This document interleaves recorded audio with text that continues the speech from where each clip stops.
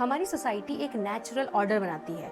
मतलब कि कोई जो लड़का है वो कैसा दिखे, लड़की कैसी दिखे, क्या कपड़े पहने लड़की, लड़का क्या कपड़े पहने, ये सब सोसाइटी तय करती है। और अगर इसको आप तोड़ने की कोशिश करोगे तो आपको तोड़ा जाएगा। या तो हल्के फुल्के मजाक उड़ाए जाएंगे आपके बारे में, आपको स्टेयर इस तरीके से किया जाएगा कि आप असहज महसूस कर लें और दोबारा वो कपड़े पहन के ना आए, या तो एक्सट्रीम मात्रा में आपको मारा पीटा जाएगा। ऐसा ही हुआ मोनी के साथ। मोनी एक वेस्ट बंगाल की लड़की थी एंड कुछ समय पहले की ही बात है, जिसका जिक्र जो है निवेदिता मेनन जो है उनकी किताब सीइंग लाइक अ फेमिनिस्ट में किया गया। उसमें वो बताती हैं कि मोनी जो थी वो लड़कों जैसे कपड़े पहनती थी। इस वजह से गांव वालों ने मिलकर उसको पीटा, मारा, उसको नंगा किया और पूरे के पूरे गांव में उसको घुमाया। लोग सोच रहे होंगे सिर्फ ये गांव में ही होता है, शहर में कहाँ होता है। पर गांव में आपने एक एक्सट्रीम फॉर्म में देख लिया, पर शहर में अगर मैं आपसे कहूँ, जो एमएनसीज होती हैं, मल्टीनेशनल कॉर्पोरेशन होते हैं, वहाँ पर कोई व्यक्ति जो कि आदमी है और वो साड़ी और बिंदी लगा के चला जाए तो क्या उसका मजाक नहीं बनेगा?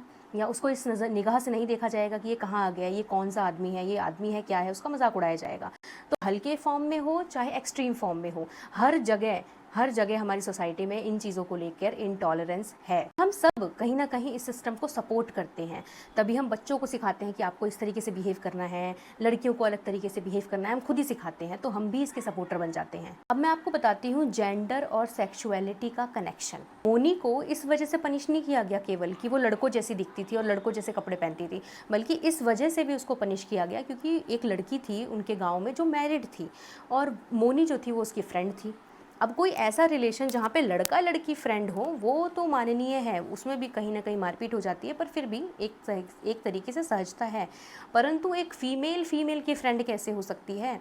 उसको अलग निगाह से देखा गया पूरे गांव में कि ये तो हेट्रोसेक्सुअल जो कपल होते हैं ये तो इसके खिलाफ हो गया, ये तो हो ही नहीं सकता। दो औरतें कैसे किस तरीके से संबंध में आ सकती हैं? उसका संबंध था उसके साथ, तो उस वजह से और उसको पीटा गया। सवाल ये उठता है कि सोसाइटी को आखिरकार दिक्कत क्या है? हमारी सोसाइटी जो है वो मैरिज को पूरा कंट्रोल करके रखती है।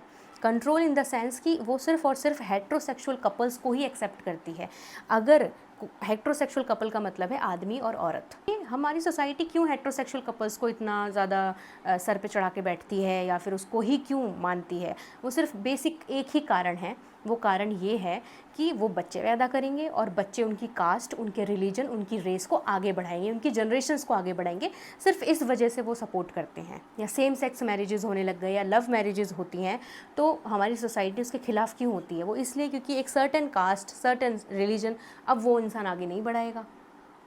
तो ये तो सोसाइटी को धक्का पड़ जाएगा कि ऐसे कैसे हो सकता है, हमने तो कुछ नॉर्म्स बनाए थे, उसके अकॉर्डिंग आप कैसे नहीं चल रहे हो। फिर सोसाइटी वॉयलेंट हो जाती है, जैसे कि मोनी के केस में हुआ। सोसाइटी क्या रियल में इतनी स्ट्रांग है? अगर वो इतनी स्ट्रांग होती तो सिर्फ मोनी के जीन्स पहन लेने से और किसी महिला के साथ उसके संबंध हो जाने से इतना बड़ा बवाल, एक छोटी सी लड़की जो कि ज़्यादा अपने टीनेज में थी वो, और उस समय अगर वो किसी से अपना रिलेशन बना रही है या फिर वो लड़कों जैसे कपड़े पहन रही है, सिर्फ इस वजह से सोसाइटी उसको मार रही है, तो हमारा स्ट्रक्चर कहीं ना कहीं ढीला ढाला या अंदर से खोखला है। जो आज हमारे लॉ मेकर्स हैं वो भी तो यही काम कर रहे हैं। ये भी तो एक certain kind of heterosexual couples को ही मान्यता दे रहे हैं, बाकी लोगों को कह रहे हैं आप लोग प्रूफ करो, मेडिकल कराओ अपना, हम तभी मानेंगे, और जो नहीं है उनको हम मानेंगे ही नहीं।